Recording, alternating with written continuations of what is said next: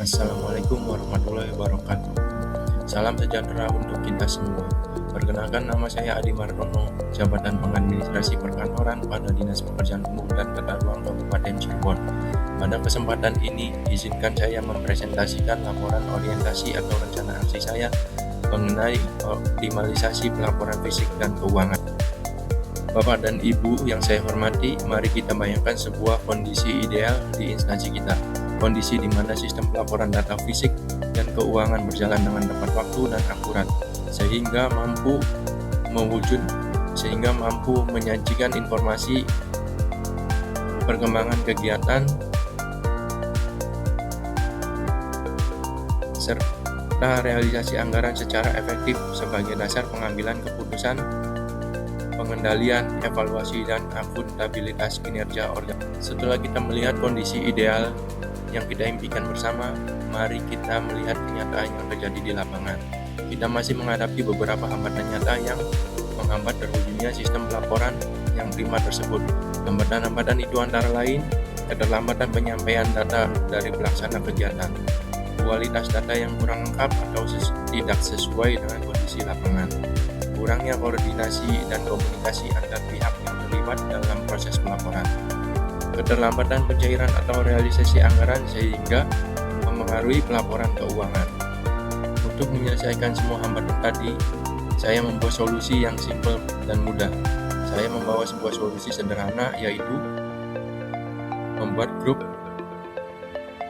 koordinasi khusus bertujuan untuk meningkatkan efektivitas dan efisiensi pelaporan data fisik dan keuangan melalui sistem monitoring yang mudah diakses, sehingga pelaporan menjadi lebih tepat waktu, akurat, dan mendukung proses pengambilan keputusan serta untuk mengevaluasi kinerja secara berkelanjutan.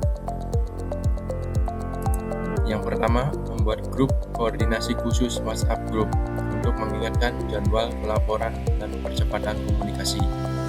2. Menyusun format laporan baku sehingga semua unit mengisi data dengan format yang sama. 3. Pemanfaatan Google Spreadsheet atau Google Drive sebagai media pelaporan dan monitoring progres fisik serta keuangan secara real time.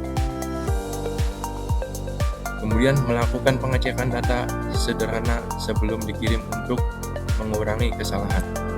Selanjutnya kita masuk ke tahapan rencana aksi. Tahap 1, membuat jadwal pelaporan yang memuat jenis laporan dan tenggat waktu dalam satu dokumen. Dengan alur 1. Identifikasi kebutuhan pelaporan. 2. Penyusunan dokumen jadwal pelaporan. 3. Validasi penetapan jadwal. Tahap 2. Membangun dashboard rekonsiliasi berbasis Excel atau Google Spreadsheet yang mampu menampilkan progres fisik realisasi keuangan secara real time. Untuk alur 1. Identifikasi kebutuhan data. 2. Penyusunan format baku untuk input data. 3. Membuat rumus otomatis untuk menghitung. Tahap ketiga, membuat rencana aksi yang memuat target dan jadwal penyelesaian, serta mekanisme pemantauan. Dengan alur 1. Menetapkan kegiatan atau tindakan yang akan dilaksanakan. 2. Menetapkan target yang terukur untuk setiap kegiatan. 3. Menentukan waktu pelaksanaan setiap kegiatan. 4. Pelaksanaan dan monitoring. 5. Evaluasi dan tindak lanjut. Tahap 4. Pengumpulan dan input data fisik dan keuangan. Dengan alur menyampaikan permintaan data. 2. Pengumpulan data fisik dan keuangan. 3. Melakukan verifikasi dan validasi data. 4. Penyusunan dan penyampaian laporan fisik dan keuangan.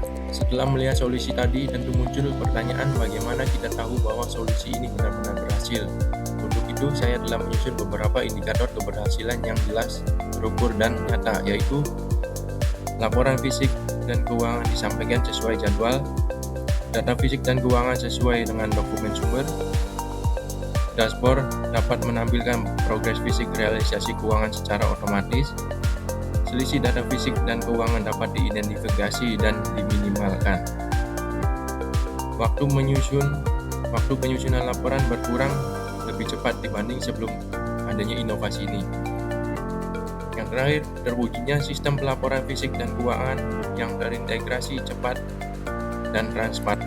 Rencana aksi ini tidak hanya sekedar menyelesaikan masalah administrasi sesaat. Jika rencana aksi ini berjalan dengan baik, maka akan memberikan dampak positif, yaitu optimalisasi pelaporan data fisik dan keuangan memberikan dampak positif berupa meningkatnya ketepatan waktu dan akuntabilitas pelaporan. Proses kerja menjadi lebih efisien karena didukung jadwal pelaporan dan rencana aksi yang jelas. Selain itu, koordinasi antar bidang menjadi lebih baik. Kesalahan data dapat diminimalkan, serta pengendalian kegiatan lebih efektif karena adanya pemantauan secara real-time. Secara keseluruhan, inovasi ini mendukung pengambilan keputusan yang lebih cepat, tepat, dan berbasis data. Kemudian untuk sekedar rekomendasi dan saran. 1. Perlu dilakukan pelatihan rutin bagi operator dan pengelola data terkait penggunaan Excel atau Google Spreadsheet, manajemen data, serta pemahaman pelaporan fisik dan keuangan agar kualitas data semakin baik. 2. Meningkatkan komunikasi antar bidang melalui forum koordinasi rutin untuk memastikan kesesuaian data fisik dan keuangan. 3. Dukungan dan komitmen pimpinan sangat diperlukan untuk memastikan implementasi sistem berjalan konsisten. Demikianlah seluruh rangkaian presentasi saya. Besar harapan saya gagasan sederhana ini dapat terus berlanjut dan membawa dampak nyata bagi peningkatan kinerja pelayanan. Data akurat, laporan tepat, keputusan cepat. Terima kasih. Wassalamualaikum warahmatullahi wabarakatuh.